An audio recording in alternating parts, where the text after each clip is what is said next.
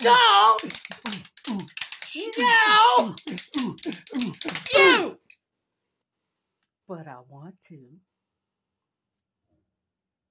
Hello. We are freaking the freak out over our guest today. Amen. She's an actor, director, and wait for it, podcaster. Jillian Clare. You played the iconic character we love not to love on Victorious. The Karaoke Dokie singer and former champion, Hayley Ferguson. Hi, Jillian. Welcome. Hi. Hi. Thank you for having me. You are so welcome. You are quite an accomplished singer in real life. Is that right? Yes.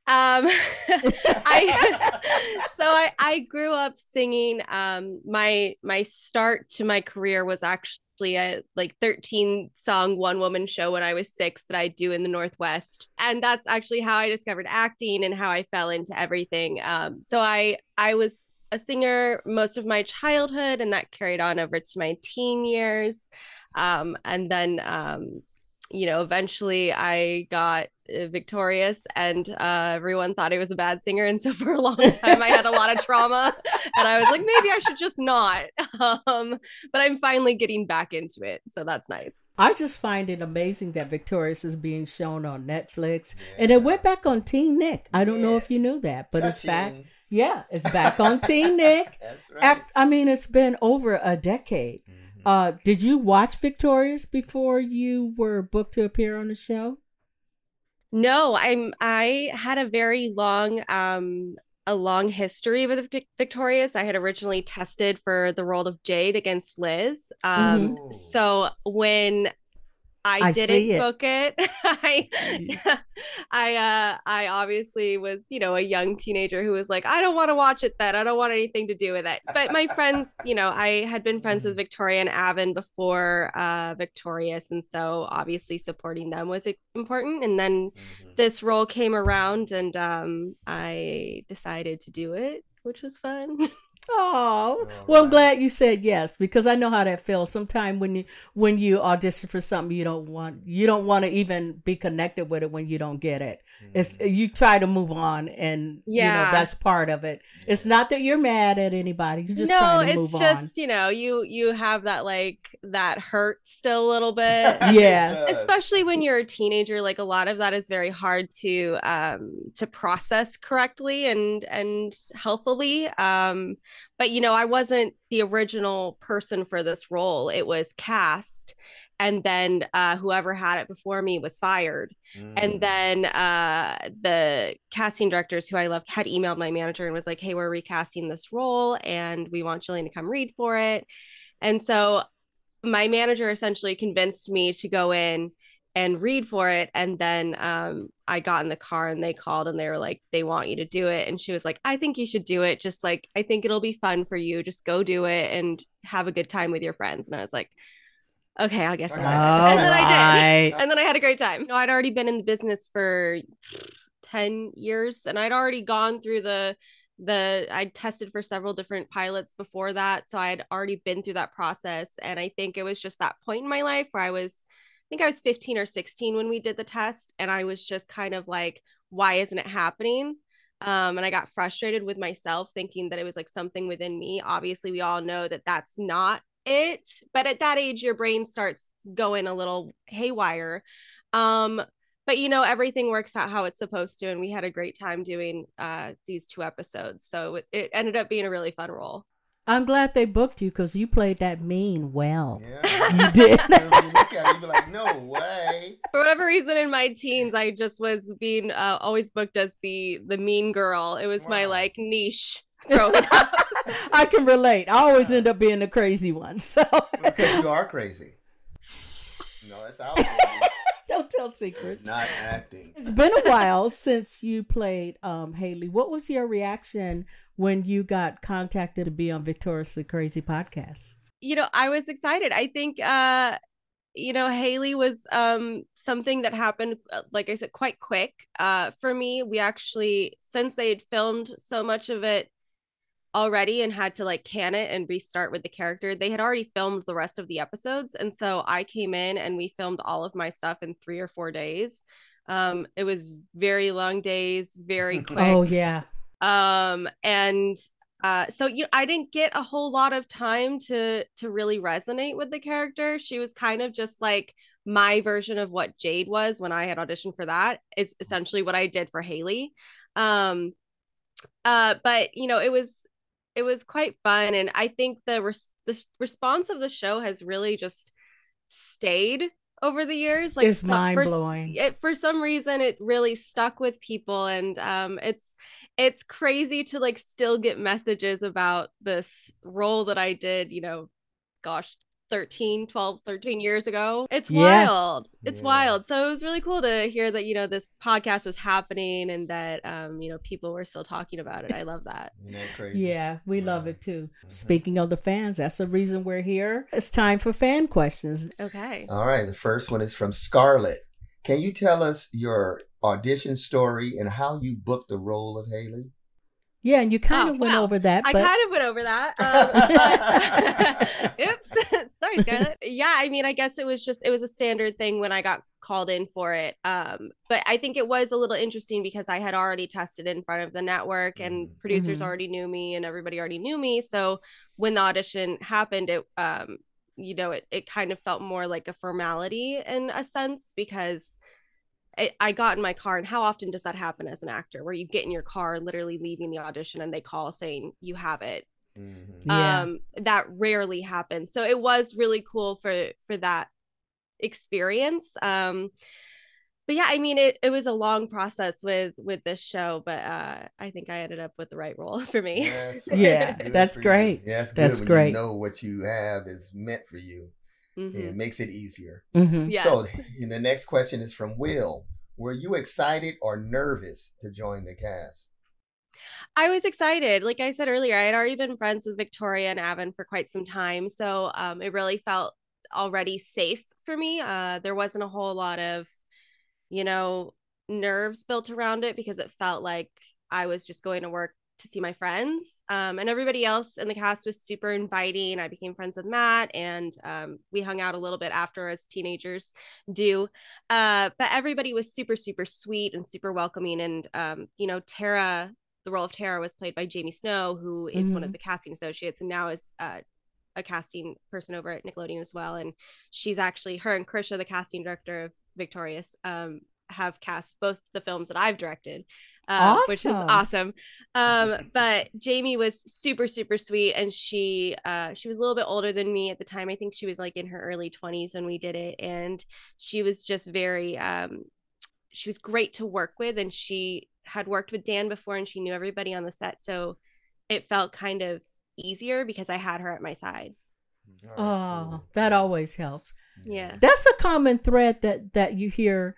Everybody that we talk to connected with Victorious, they all say family and comfortable and, friendly. Yes.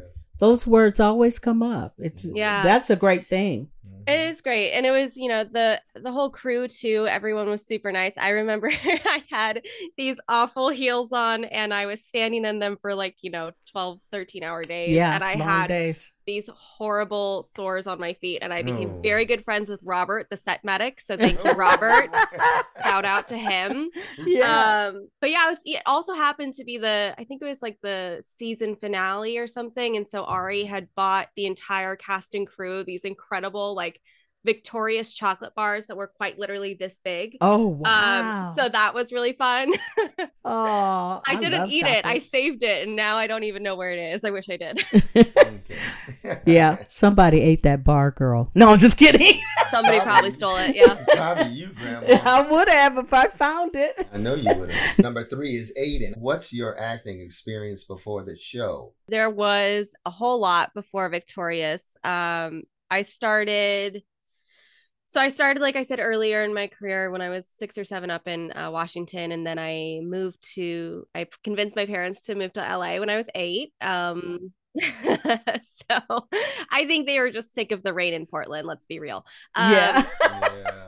So we moved to LA, and my first like studio film was Spider-Man with Tobey Maguire and Kirsten Dunst, and I love her. didn't have any lines. I was just in the tram at the end when he has to choose between saving the kids or MJ.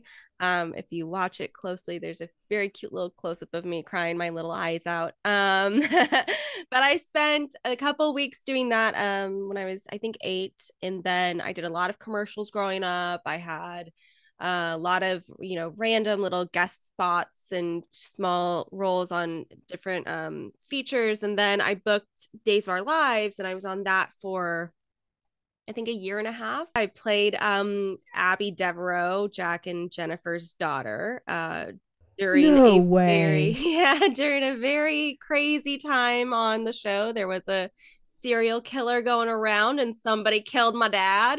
What? And it was a lot of yelling and screaming at my mom, telling her it was her fault. I think I went to 12 funerals on the show. Oh my god. Those shows are crazy. It's crazy. So yeah, I spent a lot of time there, which was fun because it was kind of like a boot camp for actors. You get one take, and if you get it wrong, well, you're moving on anyway. It doesn't really matter. So it's kind of like doing theater. And I did do a lot of theater growing up too. I was a regular at the Glendale Center Theater. I did, Annie Get Your Gun and Midsummer Night's Dream and Meet Me in St. Louis and The Music Man and Christmas Carol. If it was playing and there was a kid in it, I was probably in it. Oh my God.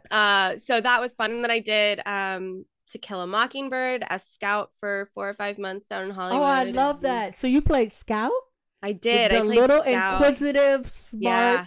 Oh my God. I did that at the same time that I was doing Days. Like the day that my dad died on the soap, I went and opened To Kill a Mockingbird down in Hollywood. I just would not stop.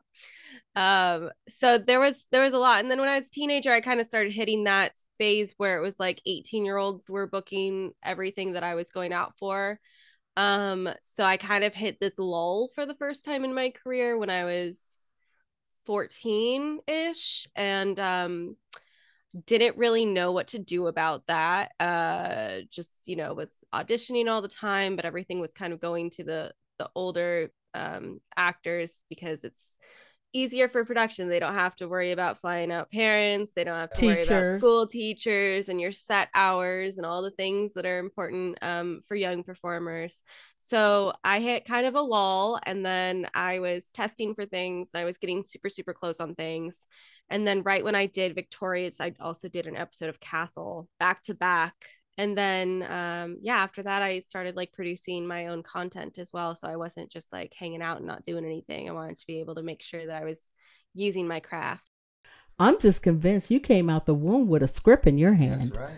I think so. Yeah. That's what I'm saying. I think that's amazing. And nobody in my family is, in this industry. Nobody's creative in that way. My mom, at one point in her life, was an interior designer, so she definitely has creative juices within her. Now she's a writer, but it was not something that was normal in my family. When we all said, oh, we're moving to LA, the rest of the extended family was like, what are you doing? That sounds I am so impressed with you. Isn't that great, man? That is wonderful. All right, so on the fourth question, let's go down to that. All right, we have Josh.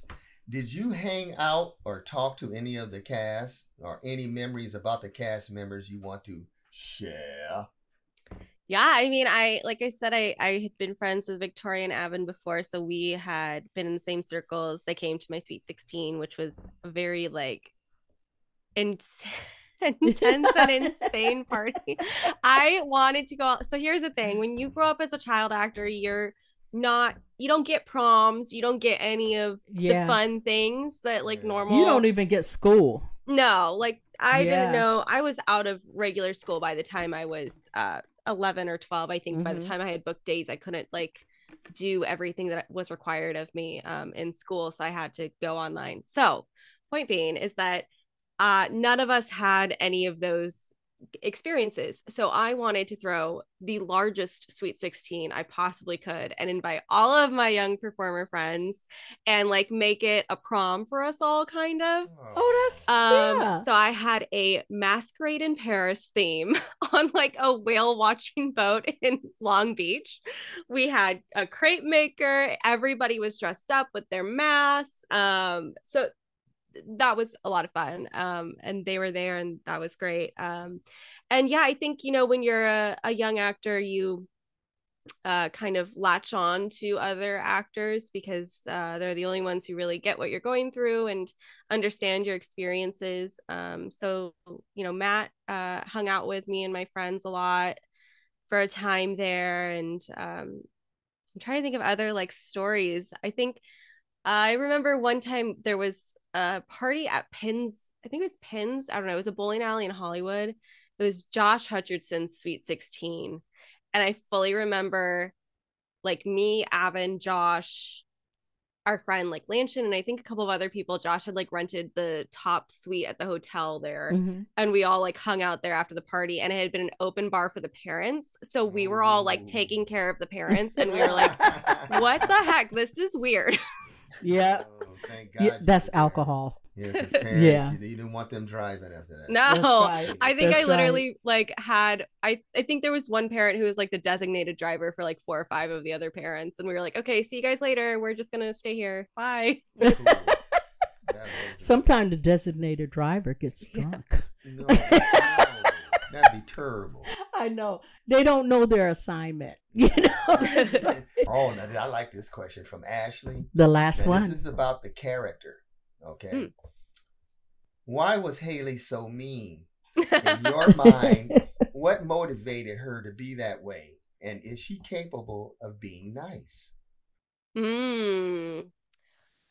I think, I mean, for me, when I got Hayley, I just imagined her kind of as like a Veruca Salt type, where she's just, everyone gives her what she wants and nobody challenges her. And so I think, you know, I'm going to blame the parents here and say that they created a monster. Yeah. But I do think that she just wasn't aware of like her surroundings all that much. And she just was far too spoiled to understand the realities of life. I think probably, you know, in college, Hayley got a rude awakening is what I would like to say. Yeah. That maybe she became a better and nice person as she got older.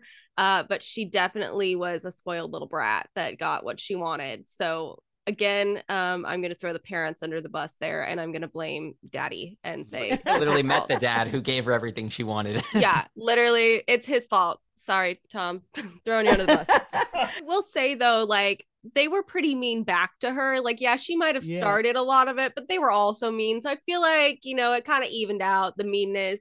I mean, she did have to watch Trina afterwards, so I feel like that was mean. Bleeding gums and all that stuff. Someone recently like commented that on one of my photos on Instagram, and I forgot about like that line it was something like, I don't want to touch your bloody gum holes or something is what I had said. And somebody had commented it on a photo, and I was like, what the heck does that mean? Like, I don't understand. And then it took a while, like a couple days later, I was like, oh, right. I said that on Victorious. Got it. Yep. Okay, you did very well on the fan questions. Mm-hmm. You really did. We learned a lot. Ooh. Yeah, we did. I you know, you're such a pleasure. You really are. And just to hear your history, I mean, since you were like a young babe, you just had this desire to do this. It must make you really happy to be able to do what you strongly wanted to do and have parents that support you in that. That's really special. It really is. Because sometimes they have to fight for it. So here are our interview questions. Okay. After you booked the role of Hayley, what was it like when you met everyone on set? I'm assuming it was at a table read when everyone was there. No, so because I was replacing someone, they'd already done the table read. So I didn't even get to do that. I wasn't there. So my first like experience on the show was this had happened on a Friday. I had booked it on Friday night. And then Saturday they sent me into the recording studio, and that was the first person like officially that I worked with. And the sound engineer was like, I heard you tested for the show, so I'm gonna need you to be bad. And I was like, okay. Oh no. Got it.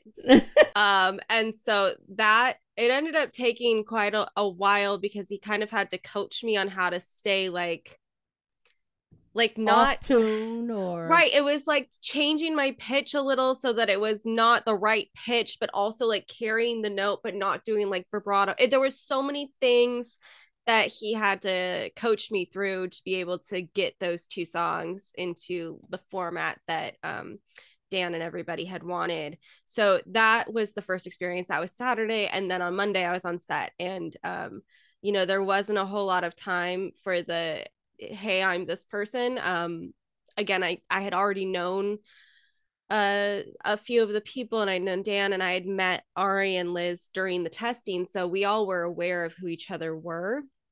So it kind of was just like, let's jump in, and there wasn't a whole lot of like formality with anything. Everyone seemed to get along really well very quickly, and one of my favorite memories is literally just like in between shots, Ari just like singing, just randomly singing, and everyone was always like, a lot. Yeah, he's gonna like something's gonna happen with this girl. Yeah. And sure enough, it was in her. It was in her. It was like singing. She like couldn't like control not singing. It was really interesting to watch. I mean, she has such an incredible voice. Nobody was complaining, that's for sure. We're all like, oh, free little Ari concert, love it.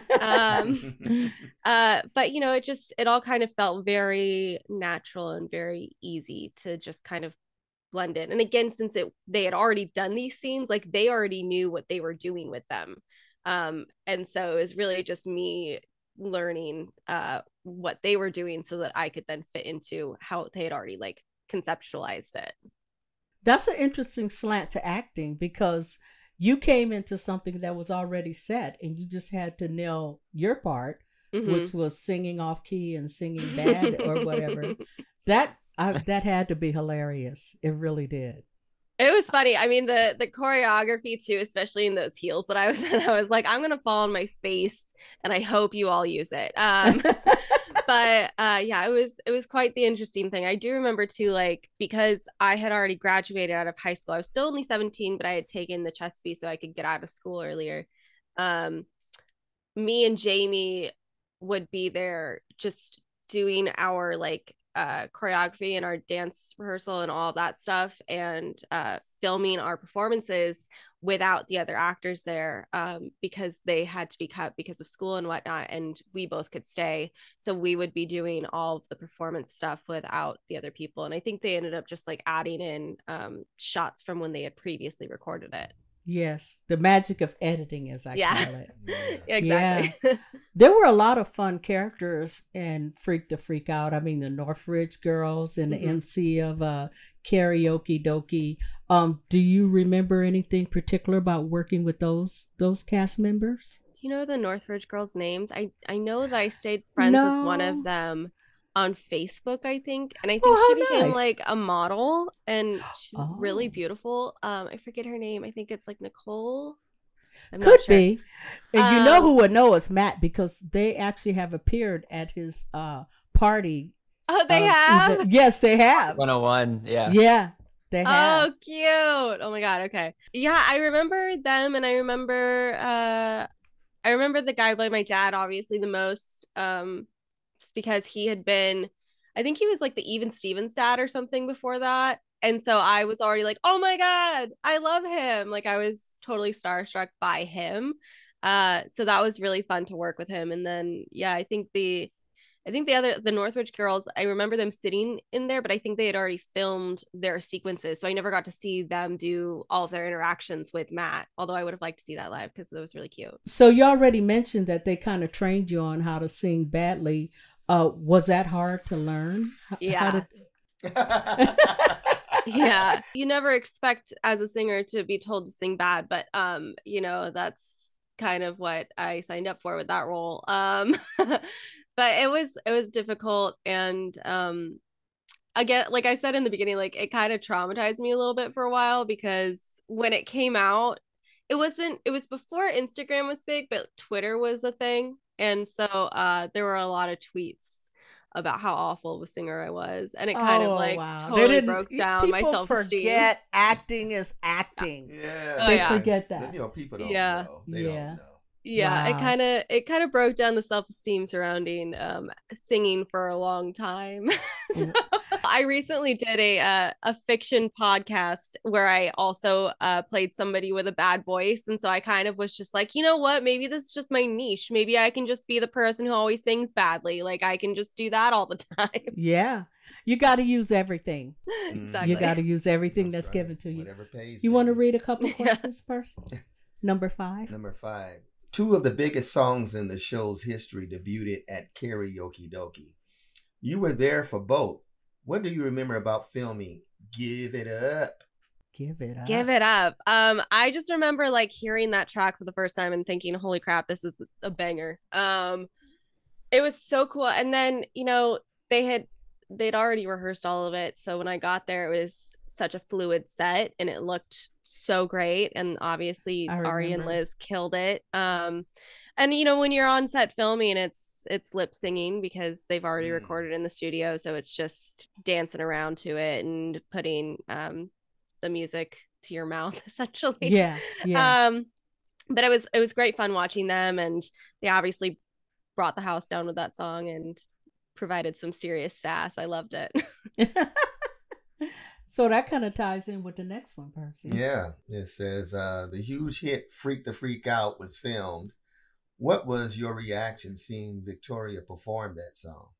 Oh gosh, that song was so fun. I mean, my gosh, it's iconic of her coming out looking like a wreck and then slowly taking off all of the prosthetics and the costume. And I mean that top that she was wearing too, under everything that was like super sparkly. It was all so cool. And I loved that we were able to play against, because a lot of my scenes had already been with like Liz and Ari. I didn't really get to work with Victoria too much. And then when we got to do that, it was super fun for us to be able to share that time together and act together. And I think my favorite moment of that entire sequence is when she jumps on our table and spills the water on us. Oh, yeah. I thought it was so cute and so funny. Yeah. When you and Tara had to go babysit Trina as your punishment for being so mean. That was a crazy scene. You guys were wrestling around, legs sticking out all over the place. Were those stunt people or were you actually doing that? Nope, that was all us. It was quite fun. There were a lot of pillows and like stunt mats everywhere. Yeah, I love physicality, and that's why I love comedy too, is to be able to really bring the character through your body. So it was super fun to be able to do that with Jamie and Daniela. It was like just a mess, and then you could never hear what Daniela was trying to say because they had it packed. And so there's gotta be so many outtakes of us just bursting into laughter because you couldn't even like hear what she was trying to say to you. And I think she was improvising some too, but like we couldn't understand it. And then it ended up just being, you know, me and JB running around the couch trying to catch her, and it was quite the sequence. It was very fun. And holding character when you see all this hilarious stuff is hard. It's so hard. Yeah, especially with something like that. I think too, that was like, I'm pretty sure that was our last day of filming as well too. So it was already like we were kind of slap happy and tired and you know, wanting to get some rest. And so to do that scene with all of that was quite the challenge, to not just laugh the entire time. People don't realize how long those days are filming. It's incredibly long sometimes. They probably wanted to get a lot more in the can of that sequence than they actually had in the final edit. I wouldn't be surprised if it's like 20 minutes of going crazy edited down to 2 or less. Oh yeah, there was a lot of that sequence, I think, that ended up on the cutting room floor.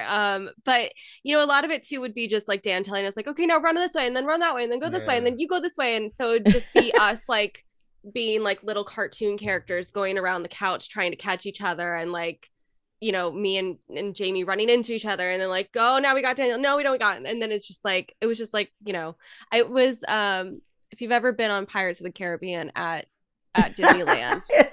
There is a sequence of the maids running around the column and they just never stop. And that's kind of what it was. We were just going ham. And then we knew that like we had to end up on the couch and like both hold her down. So it would always end to that. But I'm sure there's a lot of footage of just mayhem out there somewhere. That's acting. You want to read this one, Percy? Yeah. Okay. There's a crazy response from fans after Freak the Freak Out aired. How did being on Victorious impact you and your career? You know, I don't think it did too much like career-wise for me. It was a lot of fun and I had great tape from it. And so it was, you know, it's always great to have a credit and be on a show and do, you know, have more things on your resume. I don't think it did a lot career-wise because I had then entered into that weird age of trying to transition from being a young performer into an adult actor. So it was like, you know, I had once been told nothing that you did before you were 18 matters anymore because now you're an adult actor and I didn't really know how to like jealous. Yeah. And I was like, well, what do you mean? Like, and they're like, well, you were playing a child in all this. You need to like now be an adult essentially. So Victorious kind of came at a strange time for me because it was that transition. And because I wasn't like a lead character on the show, I didn't get stuck with those preconceptions of being a Nickelodeon or Disney star. I didn't get stuck with the like, oh, well, that's all they can do. And, you know, because there's so many actors that are lead characters in those shows that end up not being able to transition at all because they're stuck in this pattern of these cable shows. So I don't think it did a whole lot for me career-wise. It was very fun though, and I'm glad that I did it. But you know, I've loved hearing from the fans over the years, and I love that people are still rediscovering it. And it's a lot of fun. When I filmed my first film that I directed, it was with a bunch of kids as the lead characters, and slowly one by one word got out that I was Hayley. And it was like the second that they all figured it out, it was like, oh my God, I can't believe you're in like, and everyone still like, if I meet anybody under the age of like 26 and they find out that I've been on Victorious, they like lose their minds. It's hysterical. There's such a connection and they get this thing. It's like you could just see the quiver, you know, it's touching. Well, you know, I think one of the reasons that Victorious resonated, I think, so much with so many people is that during that time, a lot of the TV shows for children were based around like somebody concealing who they were. So you had, you know, wizards. They were all concealing that they were wizards. And you had like Hannah Montana, and she didn't want anybody to know that she was a pop star. And then you had all these like That's So Raven, like, oh, people can't know she's a psychic. So there was a lot of these shows that like made kids think that they had to like hide who they really were. And I think Victorious was special in this way of like embracing who you are and saying, no, I am this person and this is who I'm going to be, and you can accept it or you can't, but like this is who I am. Tori had these talents and she didn't even know until she was forced to acknowledge them and use them at the school. So yeah, you know, that's true. It did kind of change the genre of the programming that they had for young people at that time. Yeah. And speaking of programming, here's a crazy fact. Right after you filmed Victorious, you became the star of a web series where your character's name was Tori. Yeah. Can you tell us about Misbehave? Sure. So, I know it's bizarre. I had gotten into that place in my life where I couldn't book anything because of my age. And so my mom and I had come up with this web series, which were essentially, you know, not existent back then. Like there was no Netflix online. There was no streaming. People were like, what do you mean you want to do a web series? And we're like, well, we're going to film, you know, like 10, 12-minute episodes and we're going to put them online. And they were like, what are you talking about? I don't understand. We had even had it like at WME for a while and they didn't know what to do with it. Like they were like, we don't know how to sell a web series. And we're like, okay, well, we're just going to do it ourselves then. And so my mom had created this character of Tori Archer, and actually a pilot that she had really originally written about a PR firm. And she was just one of the, other little characters who was the daughter of like the lead woman. And we were like, what if we like made this into, a cute little vignette of teenage life in like Malibu growing up and being just rich. Yeah, you said it. We just did it, and it was crazy. We did 3 seasons, and I produced it, and my mom wrote it, and I don't know how we did it really. We just found the resources and the people, and we made a little web series. And back then, it was kind of crazy. I think there were like 3 other creators. It was like Felicia Day and Bernie Sue and a couple of others out there who were trying to figure out how you can do series that ended up on the web. And there was a small distributor called Coldcast that was kind of like the #1 web series distributor back then. Wow. And so the show was on that, and it it got quite a lot. It got a lot of views for being at the early ages of internet TV. I think it was averaging a couple 100,000 views per episode every week. That's awesome. Yeah, awesome. You were ahead of your time. I was, right? A pioneer. We were. I know, it's crazy to think back to it and be like, yeah, no, like YouTube didn't even have these. It was strange time. I do remember being in a small room of like these people and being like, I feel like this is going to be something, but I don't know how it's going to be something. And then now it is crazy. It was my first time like really producing anything that was of substance and that people actually watched. So it was really cool to be able to do that for we did it over, I think, like 5 years, 3 seasons. Wow. And just imagine what you learned from that experience as far as, producing is not easy. Putting together content and translating it into a show is not easy. So you learn things, you have setbacks, that's amazing. It was fun. Yeah, it was a lot of fun. That's the key factor, as long as it's fun. That's right. Yeah, that keeps you doing it. Okay, Percy, you want to do number 10? Right, you also directed a feature film and its sequel. Do you want to tell us about that? Sure. Yeah. I directed 2 films. They're called To the Beat, and then the sequel was To the Beat Back to School. I've always wanted to direct. I never kind of thought that this would be what I would do. It sort of fell into my lap. A family friend whose daughter I had coached a lot because she's an actor as well. She came to us and was like, hey, like, you guys did this series, Misbehave. Like, do you want to, write a movie for our daughters to be able to star in, and can it surround dancing? And we were like, sure. So my mom wrote it, and we came up with the idea together. And then when it came to directing, my mom was like, why don't you just do it? Like, you can do it. I was like, I love your mom. Yeah, she's great. I love your mom. So I was like, well, I don't know. Like, I guess I could. And then I actually called Steve Hafer, who was the director from Victorious.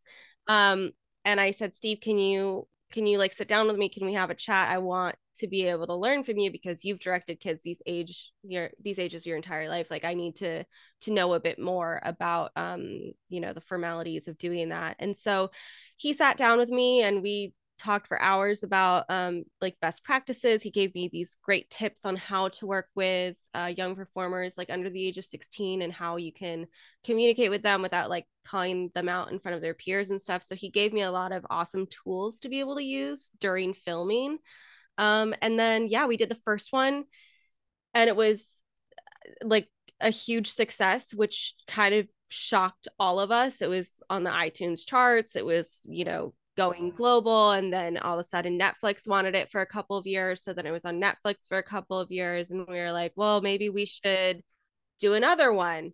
And then we did another one, but the second one is it's actually set in a performing arts high school, kind of like Victorious, but it has like dance, and then they were doing Shakespeare, and then they were doing musical numbers as well. And it was a much larger cast. I had like 70 kids at one point on set. Wow. It was a lot.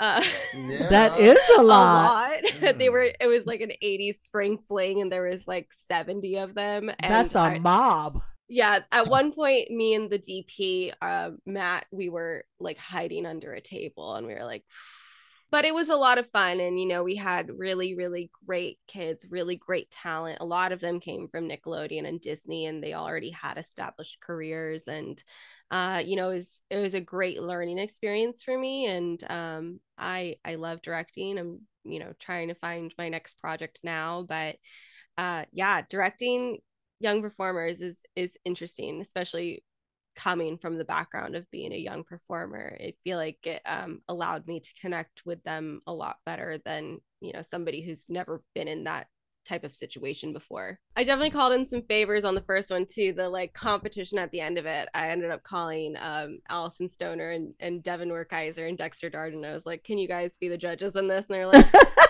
I made them improvise like everything too, and it was the funniest stuff in the world. The three of them coming up with like hysterical things about different performances. Oh my God, it was brilliant. I was living that day. It was so much fun. And the kids lost their minds over those three. So it was really fun for them too. That is amazing. You are such an impressive actress. How about talking about your podcast? Let's hear about that. Sure. So the podcast is called Thanks for Coming In. I had the idea for it like in 2019, but I was too busy, and I was like, I'm never going to be able to have time for this. And then we were all locked in our houses. Yeah. And I was like, I have nothing to do. So not only did I decide to go back to college at that point in my life, I decided to start a podcast.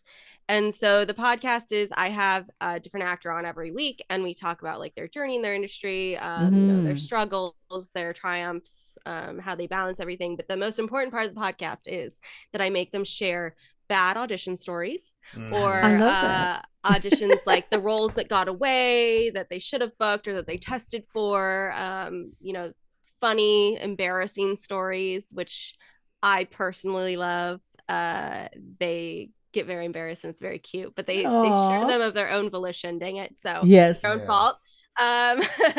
But yeah, it's really fun. And we were picked up by Realm last year, which has been great, and we have a great relationship with them now. And it all just kind of came from boredom, and then again, it was just one of those things that randomly decided to hit. You just never know as a creator like what's gonna hit and what's gonna miss, and this was one of them that just became a regular part of my life. Wow. I am so happy for you. That seems to be the way entertainment is. Yeah. When you just randomly decide, I'm going to try this. Yeah. That's the thing that is so successful, when you plan and have all the I's dotted and the T's crossed, and you just see this vision and it doesn't come out the way you expect. It's better to be just open and fluid and let the creativity just flow. Yeah, follow your heart. I mean, for the first, like, I think 10 or 15 episodes, I was just like calling my friends, like, do you want to do I don't know what I'm doing. Do you want to do this? And they're like, sure. So that was a lot of the first episodes. And then it finally, like, found its self and its voice throughout, I think, the first, 20 or so episodes. And now I think I'm on, next week, 128 will be 128th episode. That's cool. Amazing. Most of my friends are actors or creators, and I think that especially in the age of Instagram and social media, only our like big triumphs are celebrated, and I think that's a really bad place to live in mentally, because if you're only celebrating that, then you're not like taking into effect like everything that you've done that hasn't worked out but that has like pushed you into the right direction. So that was kind of the inspiration behind it, is just making sure that other artists and other actors realize that it's like, it's okay that you didn't book this thing, because then, a year later you booked this thing, and that thing was what we were supposed to do. And I think that's just really important to maintain your mental health in this industry. Definitely. Because it is grueling and it could be crushing, especially when they tell you did wonderful and we'll be in touch. And I love that. I love your work. And you never hear from them again. Or they say, thanks for coming in. Yes. Which is, that was it. Well, that was like, I remember when I was growing up, like the thing that they always used to say to us, like, if the casting director says, tell your mom you did a good job, it means you're not going to book it. Yeah. I remember that fully. And there were a few times that like a casting director told me that. I was like, dang it, no, I didn't get it. And my mom would be like, it's okay, calm down. Yeah, there's more to come. Yeah. Yeah. And see, with adults, they just say, next. Yeah. All right, now this is the last question. Since we started with Victorious, would you come back if there was a reboot? And would Hayley come back for revenge? I would love that. Oh my gosh. Yes. I would love to have some revenge. Maybe though, like, I don't know. We talked earlier about maybe how Hayley could be a better person. So maybe she's a better person, but it would be really fun to just be a meanie head again, because I haven't done that in a while. I would love to. I would love to. There was always talk of possibly bringing back Hayley at some point during the original run again, and it just never quite worked out. So I think bringing her back and bringing Tara back, I'd have to talk Jamie into it. Be like, Jamie, you got to do it. If I'm going back, you're going back. Right. Oh, that would be awesome. If I could talk her into doing it with me, she'll do it. Yeah. It'd be a lot of fun. It'd be a lot of fun to see everybody again and be on set with everyone and return back to the studio. I think would be really cool. Hayley and Tara spinoff. Yeah. Yeah, there we go. We could do a Hayley and Tara spinoff. Where would you think like their lives would be? What would be the story? Like, where would they be? Movie studio heads. Oh, fun. And so they would be controlling the career of a lot of actors, and they would come through trying to get some type of part or be considered for something, and they walk in and there they would be at matching desks wearing matching clothes. Oh. And then Dad would be in the corner still being the head of the studio. In fact, he's the head of the studio. They are the executives under him. Yeah. Oh my gosh. And Tara's in casting because, it's fitting with Jamie. Yeah. Tara's in casting. She's like the casting executive. Hayley can be like the creative executive or whatever. Yeah. Whoever yells at people the most. Yeah. You'll see kids that were just like you, and you'll know what to tell them not to do. Exactly. Yeah. But they'd have to get past you. That's right. Yeah, and then they'd look at Dad and he'd go, yes or no. All right. I see it. I see it. I feel it. Be fun. Well, that's a good place to end, on a yes. You are such a delight. Yes, you are. You really are. That's why she's where she's at now. I know. And just so full of creativity. You know, awesome. I love that. Person. And to have an awesome mom like you do. Wow, man. It's amazing. Yeah. Everyone should have someone like that behind them. Amazing. I got lucky with my parents. Definitely. You got blessed. You got blessed. Do you want to share any social media that you want people to know about in case they want to get in touch with you or anything? On Instagram, just Jillian Clare. And I think there's like a Facebook page, and I used to be on Twitter a lot. I loved Twitter, but it's unfortunately going down the hill right now. So I haven't been on it too much lately. I started a TikTok. I have no idea what I'm doing over there. Just keep ticking, I'm like, girl. do I do like I just do like the Marvel would you rathers essentially is my entire TikTok.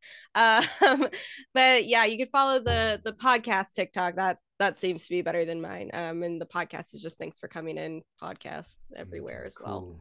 Great. Well, thank you for sharing that. And of course, this is Victoriously Crazy Podcast. And we're on YouTube, TikTok, or as the old people like to say, the Talk Tick. Yeah, Instagram, and it's all the same. We always do a Andre's Grandma Acts Out at the end of each podcast, because it's the crazy that keeps me from being lazy. So this time, Andre's grandma is going to find some packing peanuts. See those? She's going to think that they're alien albino ants that have teeth inside of them and want to eat the skin off of her body. And I'm going to freak out. Okay, you ready? Hey, Grandma, you said you wanted to send Andre a package, right? What? Use them. Come on. I got to do something. They want my beautiful brown skin. No! No! No! I don't. What the? Oh, they're breaking out! They're breaking out! They're breaking out! Come on! Stop it! You so crazy!